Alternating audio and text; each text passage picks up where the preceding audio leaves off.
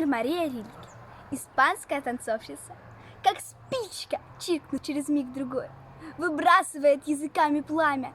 Так, вспыхнув, начинает танец свой. Она в кольцо, зажатая толпой, и кружится все ярче и упрямей. И вот, вся пламя с головы до пят, воспламенившись, волосы горят.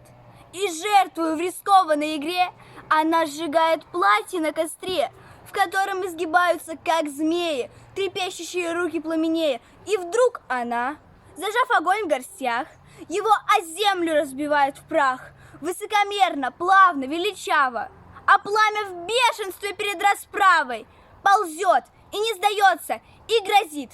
Но точно и отточно и четко, чеканя каждый жест, она разит огонь своей отточенной чечеткой.